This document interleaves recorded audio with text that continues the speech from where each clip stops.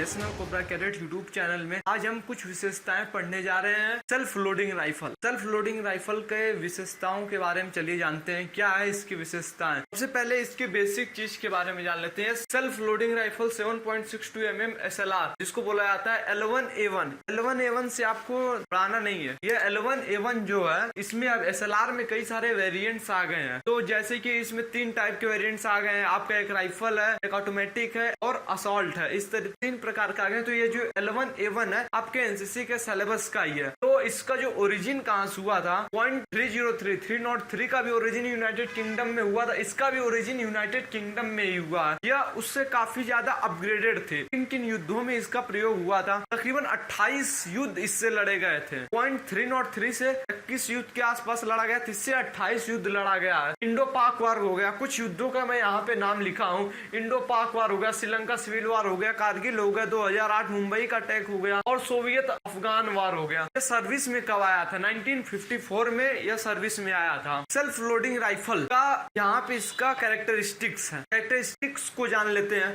Calibre इसका क्या है? यहाँ से आप जब देखे होंगे 7.62 mm तो आपको यहाँ पे क्लियर हो गया होगा कि यही इसका कैलिबर होगा और यही इसका एम्यूनेशन होगा। तो इतना क्लियर है। कैलिबर देखिए 7.62 mm है, नो डाउट। राइफल का लेंथ आपका कितना है? 45 इंचेस। लेंथ ऑफ बैरल, उसके बैरल का लेंथ क्या है? बैरल किसको बोलते हैं? जो आगे नली नुमा रहता है ना, सिलेंड्रिकल हलो, उसी को हम बोलते हैं बैरल। बैरल हो गया आपका। और उस पूरा आपका SLR का वेट कितना होता है? 4.4 kg। अगर आपको इसको अच्छी तरीके से पूरा एग्जैक्ट जाना, 4.417 kg। कैपेसिटी ऑफ मैगजीन, आप इसमें कितने कारतूस, कितने गोला बारूद भर सकते हैं? 20 राउंड। और एम्यूनेशन जो होता है, यहाँ पे एम्यूनेशन का बात आ गया। मैं बोल दिया हूँ कि एम्यूनेशन आप गोला बारूद कितने भर सकते हैं। जो कि होता है एम्यूनेशन भी कई अलग अलग प्रकार के भरते हैं, जैसे कि बॉल राउंड, ब्लैंक हो गया, HD हो गया, प्रेशर हो गया। इस तरीके से अलग अलग प्रकार के एम्यूनेशन होते हैं जिसको इस फायर के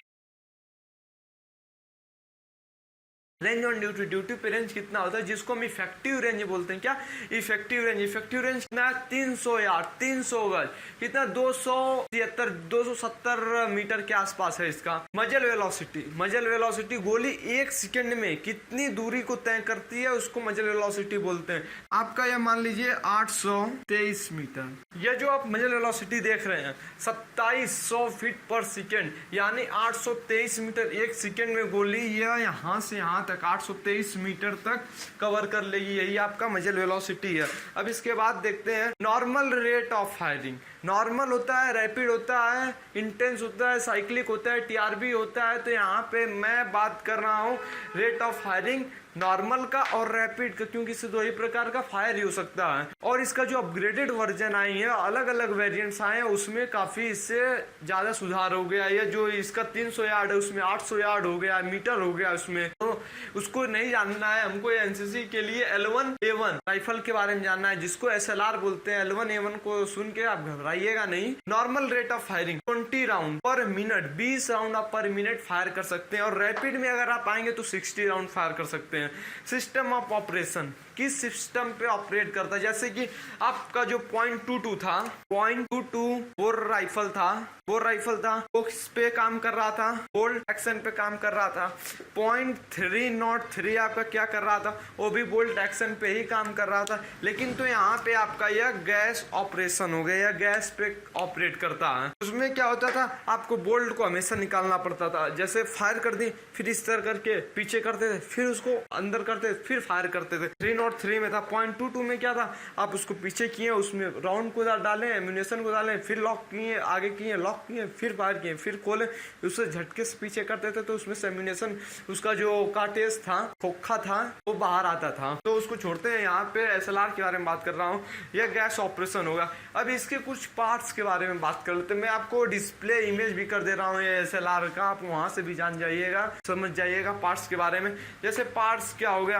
बट हो गया, पिस्टन हो गया, बट प्लेट हो गया, ट्रिगर हो गया, ट्रिगर गार्ड हो गया, इजेक्शन हो गया, 4 साइड लिप हो गया, बैक साइड लिप हो गया, स्लिंग कैरियर हो गया, बॉडी कवर, मैगजीन, ये सब आपकी क्या हो गए? बॉडी पार्ट्स हो गए। इसको आपको याद रखना, क्योंकि एग्जाम में आपके पूछ देता है कि right 10 body parts of SLR, right 10 body parts of .22, और 5 parts of that the LMG, इन सब चीज के बारे में पूछ देता है। तो आपको इन पार्ट्स को याद रखना है। अगर आप इसका स्क्रीनशॉट लेना चाहते हैं तो यहाँ से आप स्क्रीनशॉट इसका ले लीजिए। अभी अब आपको पूरा विजिबल हो गया होगा, वहां पे जो लाइटनिंग आ रहा था तो लाइटनिंग भी चला गया। अब आप स्क्रीनशॉट ले लीजिए जल्दी से। चलिए अब हम आगे चलते हैं। अब आगे नेक्स्ट वीडियो में बात किया जाएगा इंसास का और भी अलग अलग हथियारों के बारे में बात किया जाएगा। तब तक के लिए इतना ही, मिलते हैं नेक्स्ट वीडियो में। तब तक के लिए जय हिंद।